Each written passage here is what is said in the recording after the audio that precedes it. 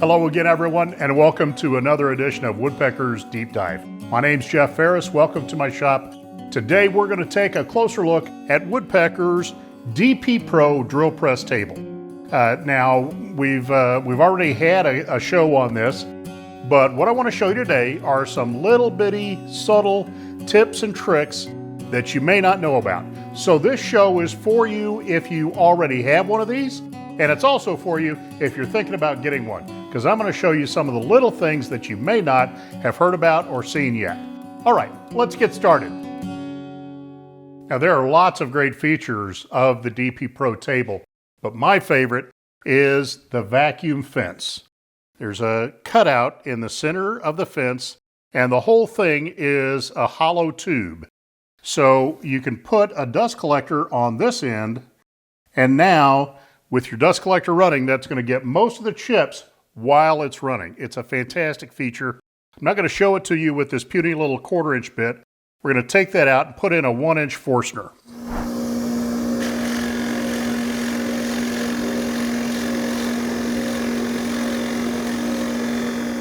Now that's great when you're right next to the bit, but what if your fence has to be back here because of the location of where you need the hole?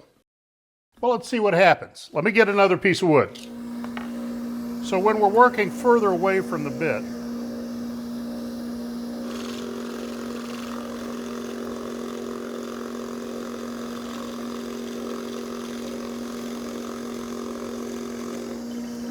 you can see that it's not as effective. It's still getting the fine particle dust, the stuff you don't want to breathe, but it's leaving some chips. But if you just have a brush handy, cleanup is still a lot simpler.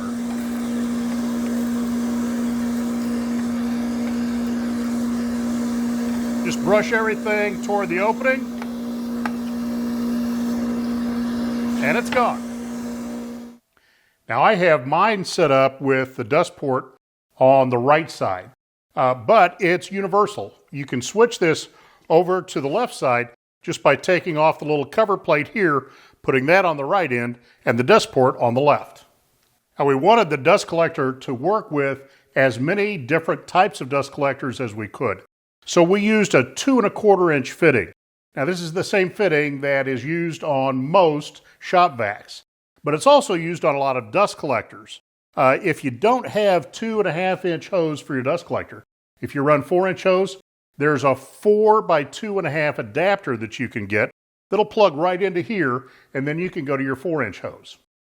And if you happen to have one of the fancy European vacuums with an automatic switch, but it's got this little 27 or 36 millimeter hose, you aren't out of luck. This still works. Because if you look at the inlet on all of these vacuums, Festool, Nilfisk, all the major brands of high-end shop vacs, they use the same fitting as everybody else, the same one you can get at Home Depot and Lowe's. It's 2 1/4 inches. So this is a Lowe's shop vac hose, and it's going to plug right into this automatic vacuum. Now the advantage to the automatic is I can take the plug from my drill press, plug it into the vacuum, turn it to auto. Now when I start the drill press, it'll start the vacuum. And when I turn the drill press off, the vacuum will continue to run for a few seconds to clear the line. It's a great feature and really convenient if you happen to have one of these vacuums. It'll work perfectly. Now you can see the insert in the middle of the table to support the cut. Mine's starting to get a little chewed up, and I have already chewed up the backside too. So I could reach in the drawer and grab a new one from Woodpeckers and drop it right in. However, if you forget to order them, or if you just like to take care of stuff yourself, you can just cut it. It's a 4 1/2 inch square out of 1/2 inch plywood. Now I use a lot of Baltic birch plywood, So I have a lot of 1/2-inch Baltic birch scraps around. The MDF inserts are cut from a material that's exactly a 1/2 inch thick. This plywood isn't 1/2 inch, it's 12 millimeter. So that means that when I put that in there, it's a little bit too low. Well, I played around a little bit with this and discovered that the leveling screws that are in here need exactly 1/2 turn to compensate for that. So if I just take each one and turn it 1/2 turn,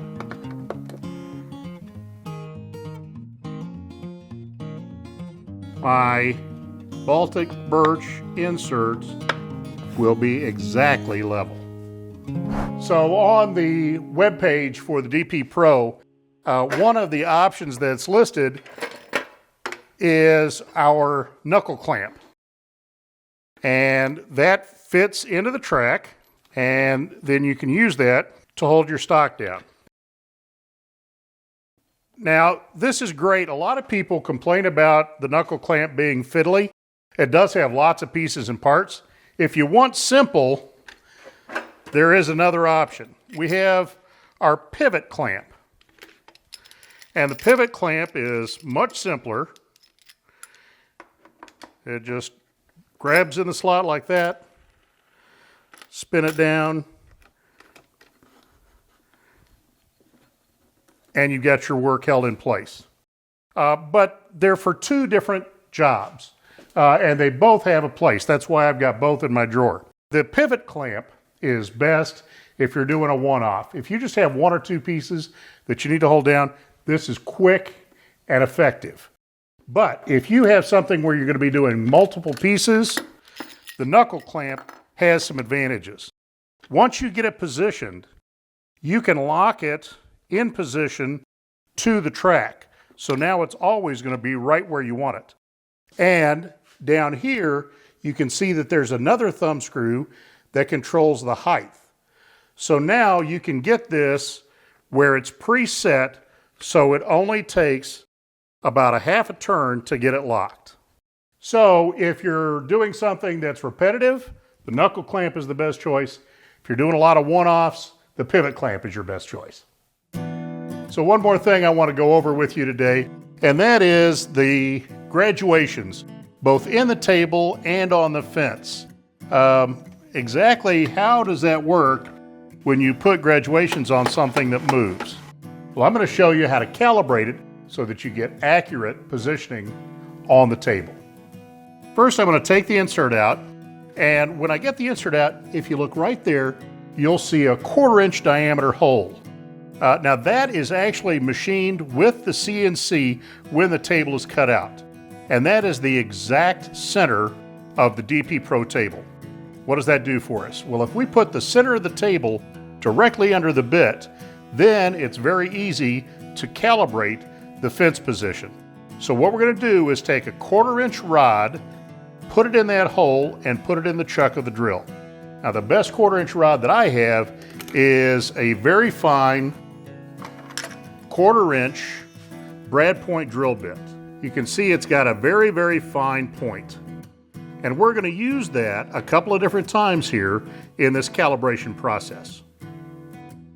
Let's move the table because it's already aligned properly. So let's say that we were using it for a completely different project and it ended up over here. So what I'm going to do is bring this to where we're close. Then I'm going to adjust the table back and forth until I'm right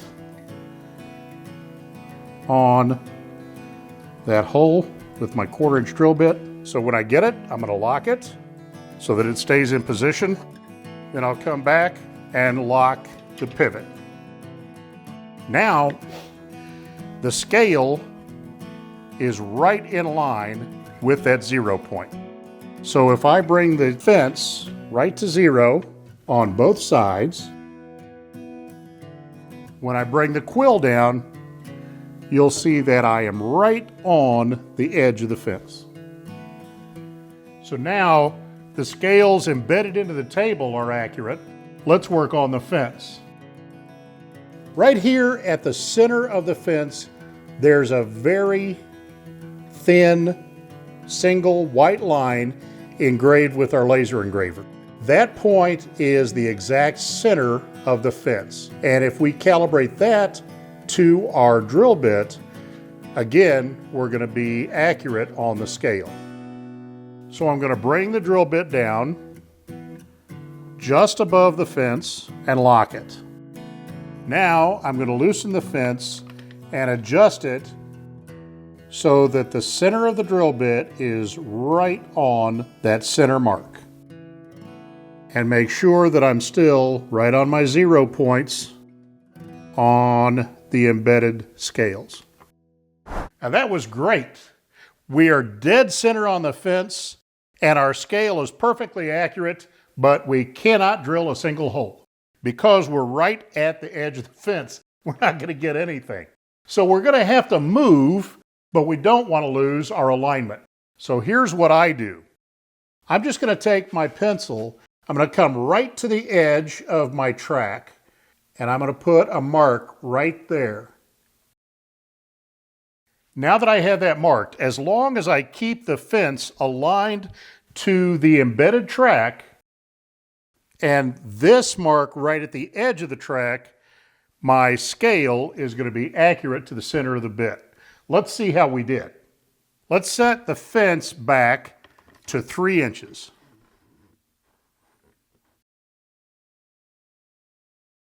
And then we'll adjust the stop to 5 inches. We'll drop in an insert, grab a piece of stock, and we'll check this out.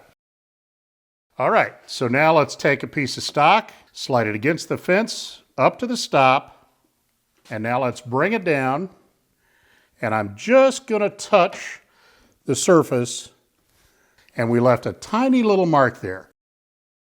All right, let's see how our 3 inches is. That is exactly 3 inches. Okay, the 3's perfect. Now let's check the 5. Right on the money. Now I know that I've got both sets of scales calibrated to the center of my bit, and I can use those scales to get accurate work. Hey, I hope you enjoyed this look into some of the finer points of the DP Pro table design. If you already have one, I hope you learned something. If you're thinking about getting one, I hope this helped you make up your mind. Hey, if you haven't done so yet, please subscribe to our channel and hit the notification bell. That way you'll know about every one of our great videos. And if you liked what you see today, be sure and give us a thumbs up. Thanks so much for watching. We'll see you next time on Deep Dive.